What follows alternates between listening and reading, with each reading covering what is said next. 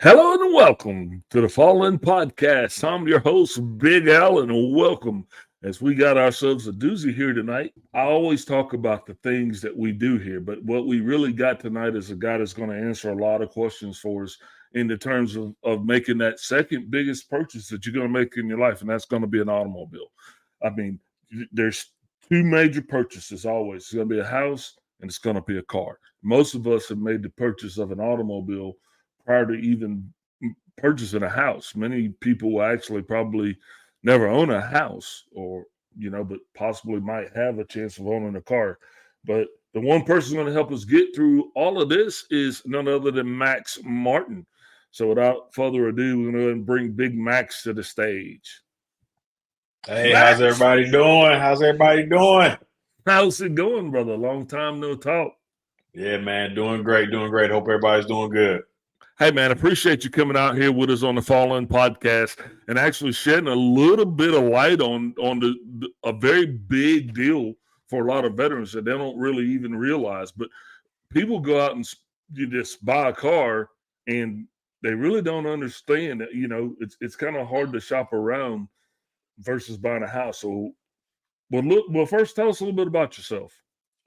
Well, I was raised by a Navy vet. First and foremost, I think that has one of the biggest impacts in who I've become as a person, as a man. The way my dad raised my brother and I. So there's that, and I'm a former college athlete, and I'm a guy that just always loved cars, and I've always been real enthusiastic about that, and just being a real person. So I'm just a guy that I might surprise people with my candid nature at times, but that's just how I was raised, and that's the way I would like to be addressed and talked to. So that's the way I try to be, and it served me well, served my family well in life. So that's just kind of who I am, and I just try to shoot straight. Man, that's awesome. And I guess you said you just as a candid guy and straightforward. Does that really help you in the business of selling cars? You have to be while being candid.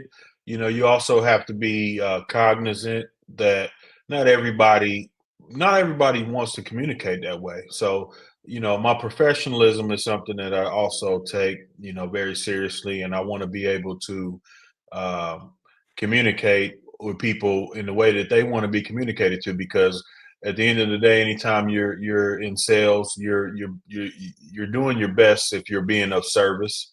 And if you're really trying to serve someone, you want to communicate with them, and you want to convey the fact that you're there to to service them, and to appreciate and be grateful for the opportunity that they give you. Because any good salesperson, anybody that's selling something, they know who pays their bills, and that's their clients. And if you don't act that way, then you're not going to last in this industry and in the sales industry. And that's something that's never lost on me. So I always am. Man, listen. However you want to communicate with me, I'm gonna pick up on that, and I'm gonna do my best to reciprocate that. So, how long have you been selling cars? So, Al, I pretty much my whole adult life. I just turned 38 last month, and I got into the car business at 21 years old. So, At this 21. is. So 21 to 38. So that's 17 years roughly. Mhm. So, how did you get into the car business? So I was out of college. I had a few different job opportunities, and one of which was doing tax preparation. And you get an opportunity when you're doing people's taxes to see different different careers, and kind of what they make. And I just had my daughter, my first child, of a few to follow. And it was a career where I looked at it and I said, man, these guys make a pretty good living. And I was able to talk with and interact with a few guys that were in the business. And we they kind of looked me up and down, and I made the initiative to ask if they needed any help, because tax prep is a seasonal thing. And one thing led to another. I had an opportunity to come in and do a competitive training, which I was one of three guys out of 20 that made it through that.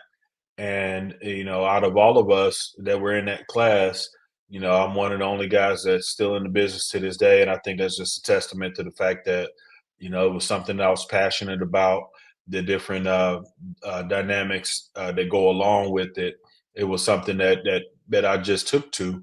And it's been great for me and my family. It's been a blessing. And I always try to pay attention when there are things, opportunities that are presented to you that God puts in place, and you can use as a tool to get your family where you guys are comfortable, and that's what it's been for me and my family. So so in 17 years, I can imagine that you probably seen quite a few trends in the car industry. Has it really changed a lot, and how frequently does it change? I honestly uh, truly believe that the car business hasn't changed a single bit, uh, essentially, since its inception.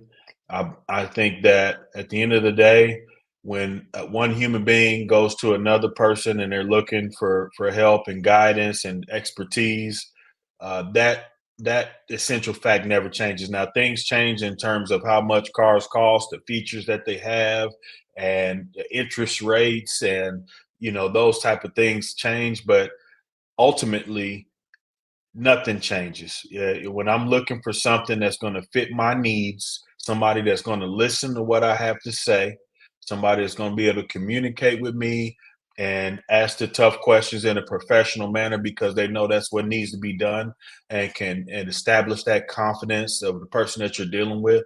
I think those types of things never change. So, I mean, and I understand that obviously there've been some things that would have had to affect the industry a little bit.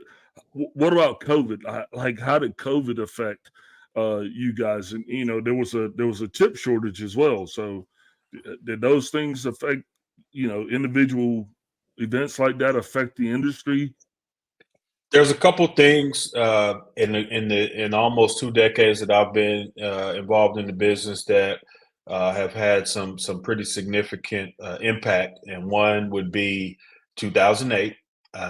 Things were changing pretty rapidly in terms of fuel costs and lot cost of living, and COVID. Those two eras, if you will, really. Had a impact on people's security, sense of security, and the price of commodities and services. Um, so yes, COVID definitely had an impact, but just like anything else, just like with the housing, um, things tend to balance back out, and ultimately, um, you're going to pay a little bit more for anything when we're dealing with those types of circumstances. And the same can be said for groceries and interest rates and mortgages and home values. And the car industry was no different. There was definitely a spike in values of certain vehicles during that time because of shortages on different commodities and services. So, I mean, obviously, you've been in the industry for 17 years, so nothing there really that kind of scared you off. Um, I guess we should give a little bit of a shout out there to where you're working at. I mean, so you're currently working at Woody Anderson, right? Mhm, mhm, And absolutely. and and I guess I'm gonna let you answer that. I'll let you tell us where you work, and then Mhm. I'm gonna ask you, do you guys do a lot of business with veterans or Yeah, military?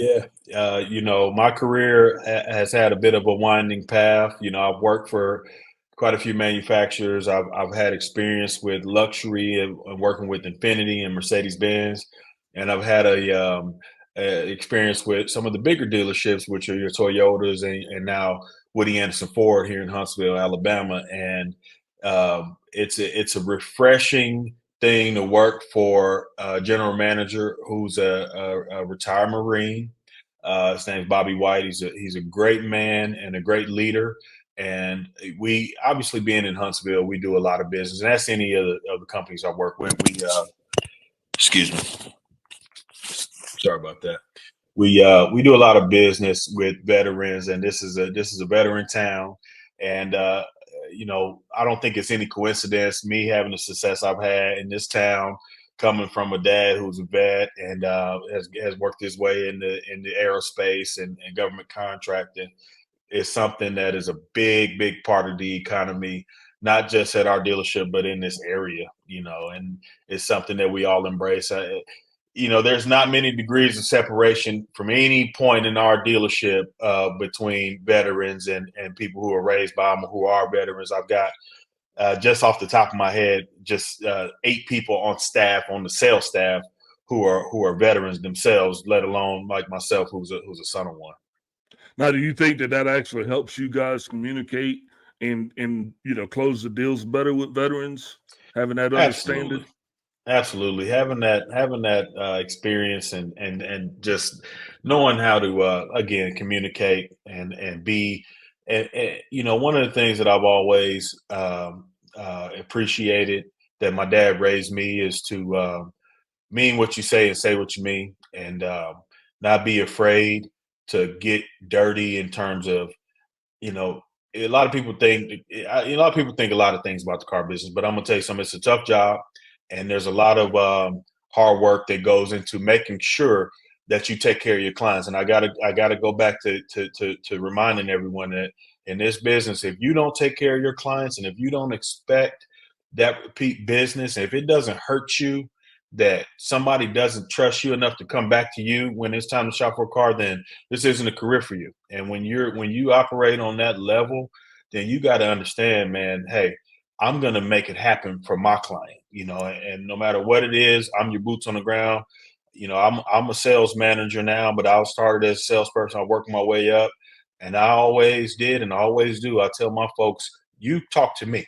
Even when it's time for maintenance, when it's time for service, when you have an issue, you talk to me first. And that's one of those things that I think that my dad instilled in me from a young age, is to be involved, be aware, don't hide. And when things get tough is when you really want to show your worth. And I think the people that I work with and the people that I deal with appreciate that for me and appreciate that for my team. And I think that's what you're going to find any team that I'm a part of, and the type of team that I want to be around. All right, I'm gonna put you on the spot a little bit. Now, you've listed off several dealerships that you've been associated with and have worked for, but I'm Mhm. gonna ask which one does more for veterans. You know, I think that's an easy answer. I would say that Ford is definitely at the top of that list. And I'm not necessarily saying that because that's where I'm at now, but I think it's the right thing. If you notice, the other three brands that I spoke of are all foreign brands, and I'll tell you, Al, I'm a car guy. I don't discriminate. I love all cars, and I Right? think that Yeah. every all of them have a lot to offer, and all of them are investing in our country in terms of manufacturing. But a company like Ford, you can really see in the programs that they offer throughout the year when it comes to veterans and first responders and things of that nature. They are not slacking in that area whatsoever. And again, a bigger store like that, and you got to think about what Ford's selling. You know, American Muscle and um, pickup truck, baby. And Yeah, one thing Ford about it, F-150, Super Duty, baby. one thing about it, Toyota might have the Camry and it's a great seller, but nobody sold more pickup trucks than the blue oval. Yeah. So you have to understand your market. You have to understand what you're trying to accomplish, and Ford does that. So when you're dealing with a veteran or a military service member and they're coming in to buy a car, uh, is there anything that you could kind of maybe tell them that would give them an advantage versus just kind of going in the blind? Yeah, yeah. Definitely, I would tell anybody, and not just a service member, but obviously, I want to treat everybody the same, and I look at what my dad sacrificed, and not only him but my uncles. they do what they do so that all of us can have a better way of life. And I want to treat everybody that same way when I'm out on my front lines on the sales floor. And what I would say is, um, just take your time. Take your time, ask the right questions. Don't be pressured. You have to understand that a salesperson's job is to try to build a sense of urgency. So while he may tell you or she may tell you that, hey, you want to move quick, this is the one you like, you need to move quick, until you're comfortable, um, you need to take your time and make sure you're asking the right questions. Now, one of the reasons why I feel like I've been able to be successful is because I do take my time and I listen and I make sure to lay out all of the pros and cons and determine what's the best step forward. Uh, but taking your time, asking the right questions, and making sure that you're comfortable with your decision is anytime you buy a big purchase, there's a risk of some buyer's remorse, you know. But if you've taken the time and asked the right questions, ultimately, we never want to. We none of us ever really want to spend money if we can help it. Right. Yeah. But you And got to buying a take car your is a big time. deal. I mean, it Yeah, really man. is. Uh, Absolutely. so speaking of time, is there a best time to buy a car? I mean, is it like wintertime, summertime, spring, fall? I know it's good times to Mhm. go fishing and hunting, but is it good time to go buy a car? Yeah, definitely the market has always been where new body styles come out around the summertime. So the springtime tends to be where you're going to see deals on the remaining stock of that previous body style or that previous model year. So if I had to say the best time to buy a car, I still have to say, Al, the best time is when you're ready. All right, based on what research you've done, what people you've talked to that you trust, because ultimately, depending on what you're buying, there may never be while supplies last because supplies didn't last, depending on Right. what you're looking for. You know, so you have to understand, hey, sometimes the best time to buy is, hey, they got that Mustang I like in the color I want. I need to buy it right now. Or, hey, this is what I've been researching. I want to place my order so that I know I get exactly what I want and I don't have to compete for it. Then that's the best time to buy. But if you're a budget conscious buyer, then you have to understand, hey, I might need to sacrifice the color I want. I might need to sacrifice this feature or that feature because I'm after the best price. And then I would say your patience is your best virtue at that point. So it would be foolish to think that there's a one size fit all to buying a car because there's so many types of cars and so many different reasons why people need them. Um, but it has to be the best time for you based on what you need, how you feel, your budget, and how comfortable you are with the information that you have at your disposal. All right. So another thing that I want to talk about, because when we're talking about cars, we really got to talk about every aspect, and we're talking about buying cars. So, and I got you here, So Mhm. this is everybody's opportunity for me to ask some questions that they can't ask. But what's the advantage to leasing versus buying? So I'll answer that first off by saying that my wife is in her third lease in a row. I think if you are somebody who views having a nice car as a utility and as opposed to an asset, then leasing is going to be for you. If you're somebody who doesn't drive a lot of miles, then leasing is going to be for you.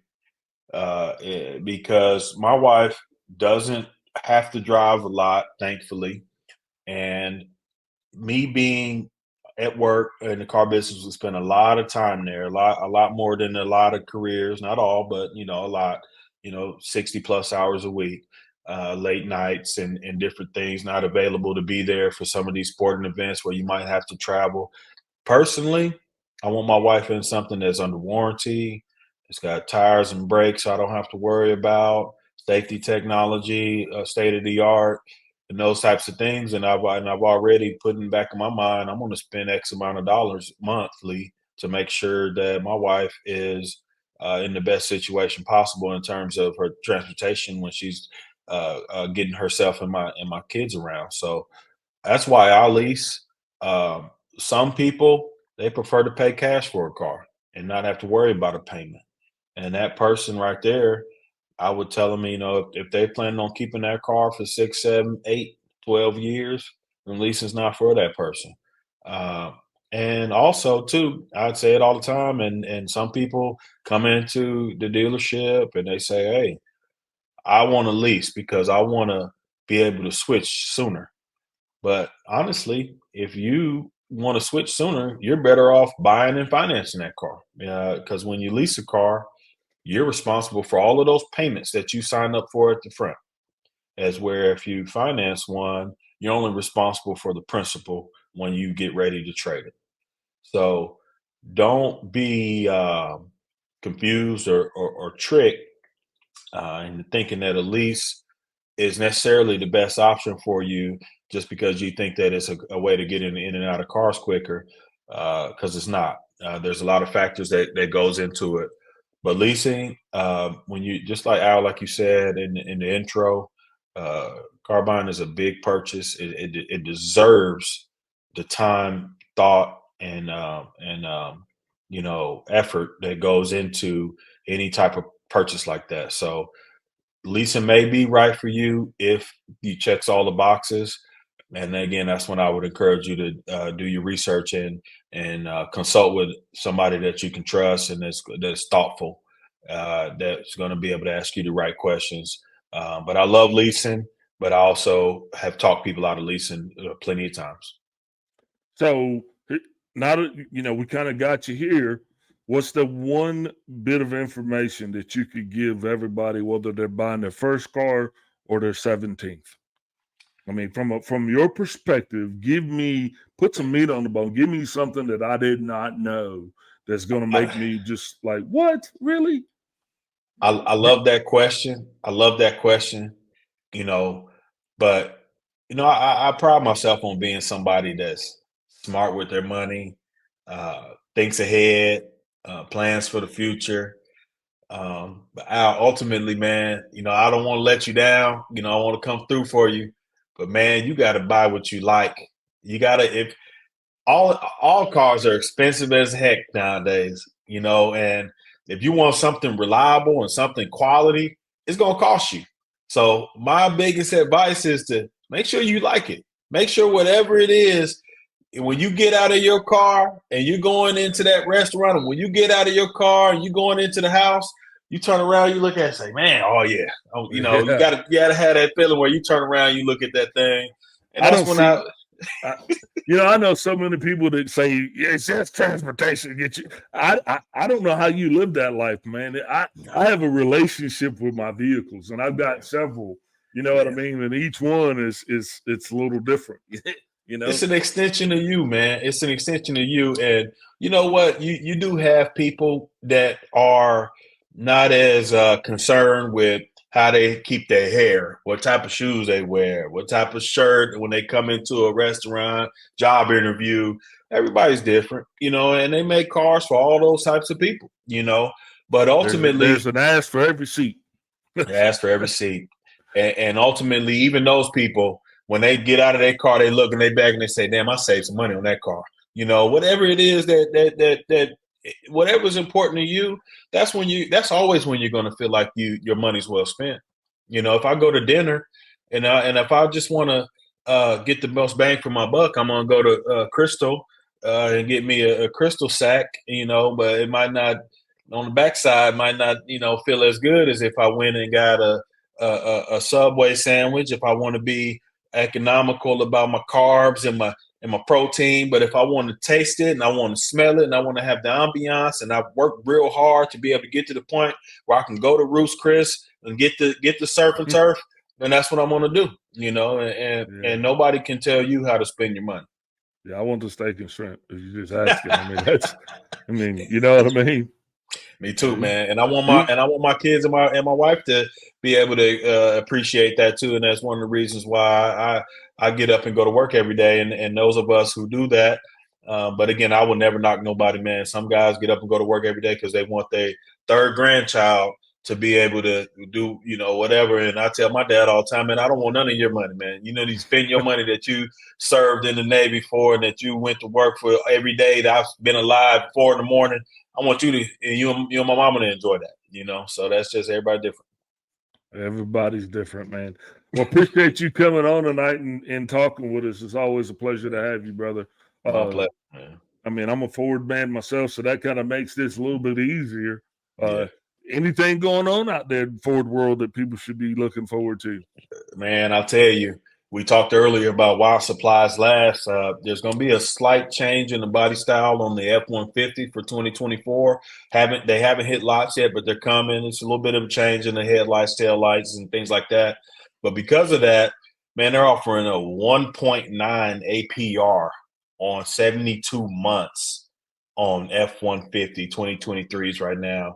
And if you've been paying any attention to the Fed and the mortgage rates and interest rates where they are, that's 6 points better than the average rate right now, which saves you. If you finance $65,000, that's saving you almost $8,000 over the course of, which is over $1,000 a year, of course, 6 years. So real big, but I mean my team been doing a great job. The supplies are dwindling down. So if you've been thinking about it, to get that type of interest rate in this market right now is amazing. Same can be said about Explorers. There's a lot of things going on with different companies with SUVs, but Explorer is still the number one selling SUV that there's ever been. And right now we got a great selection of those. There's 0% on 60 months for 2023 Explorers right now. And we got some. I don't know if anybody, one of the things 0%. That's pretty dang good. Man, listen, and they got some cool Explorers, man. And I wasn't really hip as I should have been. I didn't know a couple years back, Explorers went back to rear wheel drive, which they had historically been. Which, if anybody doesn't know about cars, and I'm getting off into a car tangent, you didn't tap a bone in me, but Explorers had been rear wheel drive cars, which are your better handling cars, hands down, more fun to drive, comfortable. And they went away from that for a while, but about 3 years ago, they went back to rear wheel drive, and you can't appreciate it until you drive a Explorer versus like a Highlander or one of these Kias or Hyundais that have become pretty popular as well. There's nothing like a rear wheel drive SUV. And then they got performance models that they call the ST that a lot of people don't know about. It's a well-kept secret, but man, 400 horsepower SUV, American muscle, looks great, comfortable, safe. So just give it a shot if you hadn't been hip to what Ford's got going on. They're in tune with the market in terms of interest rates. The manufacturer pays money to get those rates where they are because they want to control that market. So it'd be a good idea to check it out if you've been thinking about getting a new car. And then the one thing I want to ask just the listeners, man, because this was one of those questions that I was asked quite frequently when I was growing up. Have you driven a Ford lately? Yeah, I remember that. Yeah, and it's more true now than ever, man. They have really come a long way in terms of modernizing the brand and the look and the performance and the fuel economy. It's a special time, and I couldn't be more blessed to have landed here. And I've been talking with these guys for a long time in my career because it's a small world, not just this town, but this industry. And I've always had you talked about it, you being a Ford guy, Al. My dad's never owned nothing but Fords. Nothing ever owned nothing but Fords. Now my dad never bought a car from a dealership either because he's old school and but he's always been a Ford guy, and I've always loved Mustangs, man. Always loved Mustangs. And I've always been a pickup truck guy in my adult years. So, it was a perfect fit for me, and I just couldn't feel more blessed to be where I am. And I love spreading that energy and being there with a company I can trust to be able to put my clients in. And I've got clients I've had since I've been in the car business because they know I'm gonna tell them the truth. And even if they don't buy a car from me, I always tell everybody, my family included, like, man, if you don't at least consult with me, then you just hurting Make a yourself, mistake. because I'm gonna tell you the truth. And I just, it's a quick conversation. I'm gonna get right to it. I'm gonna ask you the right questions, because it's what I've been doing damn near my whole life. And I think everybody should do that. If they have anybody they know that they can trust, they know that's gonna shoot them straight, and that's what they should do. All right. So in recap, ladies and gentlemen, buy when you're ready, research, don't be pressured, and buy forward, right? That's what we got. And Anything I missed? figure out what it is that you like. Figure out what's important to you. And I think that's the number one thing, Al. Figure out what's important to you. Why are you using it? Who's gonna be in it? Who are you trying to impress? All those type of things. Figure that out, and you'll be happy with the choice you make. All right, man. Ladies and gentlemen, veterans, everybody that's tuning into this thing, make sure you hit Max Martin up. He's down at Woody Anderson Ford, and he's going to be down there 5-6 days a week at least. At least. Yep. Max, man, appreciate you coming, taking the time, man. I know you're a busy guy and everything, but, man, much love for you and what you do. And always a pleasure. And when it comes time to talk about some football, man, bring me back on. All right. Yeah, absolutely. Yeah, we got some football fans in here too. Oh, yeah. Ladies and gentlemen, thanks for tuning in to the Fall In podcast. This is Big Al, and once again, this is it, man. Fall in. Fall in.